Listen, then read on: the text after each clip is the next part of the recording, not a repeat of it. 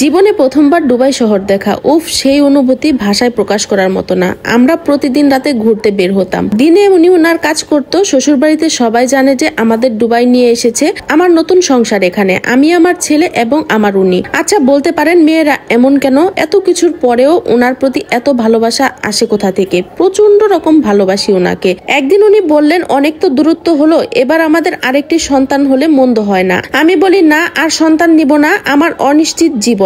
আপনি আবার আমাকে অবহেলা করলে আমি সন্তানদের নিয়ে কোথায় যাব, কি করব, এটা বলে কান্না করে দেই।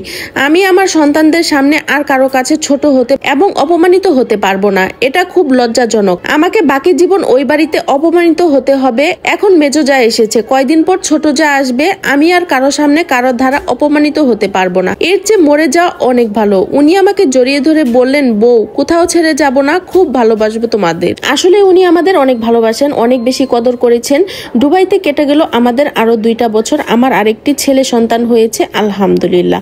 আমাদের মা ছেলের সেবা করেছেন উনি নিজের হাতে। এদিকে আমার বাচ্চাকে স্কুলে দিতে হবে, কিন্তু ওই দেশের স্কুলে পড়ানো অনেক বেশি ব্যয়বহুল। আমাকে দেশে চলে আসতে হবে। আমি অনেক কাঁদতাম শ্বশুর বাড়িতে আসতে হবে বলে। আমি একদিন ওনাকে কান্না করে বলি, আল্লাহর হস্তে যদি পসিবল হয় আমাকে একটা ঘর করে দেন, বেড়ার হোক, আমাকে কেউ যাতে অপমান করতে না পারে। আমার ছেলের নামে যে টাকাগুলো দিয়েছেন ওগুলো দিয়ে হলো আমাকে 2 রুমের একটা ঘর বেঁধে দেন।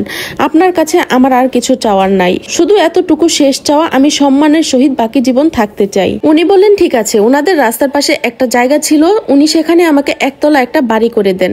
এর মধ্যে আমাদের দুবাইতে রেখে 1.5 মাসের জন্য বাড়ির কাজ কিছুটা গুছিয়ে দেওয়ার জন্য দেশে আসেন। আর বাকি কাজগুলো আমার ভাইরা এবং ওনার বন্ধুরা কয়েকজন মিলে ওনাদের সহযোগিতায় শেষ করে। খুব সাধারণ করে থাকার মতো পরিস্থিতি করে দেন। বাকি কাজ আস্তে আস্তে পরে করবেন। আমি ছেলের পড়ালেখার জন্য 3.5 বছর পর দেশে আসি, কিন্তু আমার শ্বশুর বাড়িতে উঠি না। আমার জন্য নতুন করে দেওয়া ঘরে উঠি। আমি আমার শ্বশুর বাড়িতে যাইনি, ওখানে আমাকে খুব অপমানিত হতে হয়। আলহামদুলিল্লাহ, সুখেই দিন যাচ্ছিল আমাদের। ওনার সাথে কথা বলে ছেলে মেয়েদের সাথে সারাদিন কেটে যেত আমার। এর মধ্যে আমার ছোট্ট দেবর একটা মেয়ের সাথে প্রেম করে।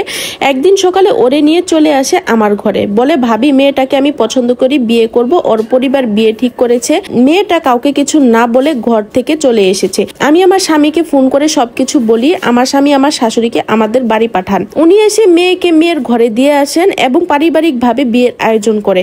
গায়ে হলুদে আমি যাই নাই, বিয়েতে কোনো রকম 2টা ভাত খেয়ে চলে আসি। আমি মনে করি আমি যখন এত সমস্যা, দূরত্ব বজায় রেখে চলাটা অনেক ভালো। আমাকে মৃত্যু পর্যন্ত এমন অপমান কম বেশি সইতে হবে। মানুষ আমাকে দেখিয়ে দেখিয়ে বলবে, দেখো দেখো, এটা আগে সৎ ভাইয়ের বউ ছিল, সৎ ভাইয়ের মৃত্যুর পর ওসমান বিয়ে করছে।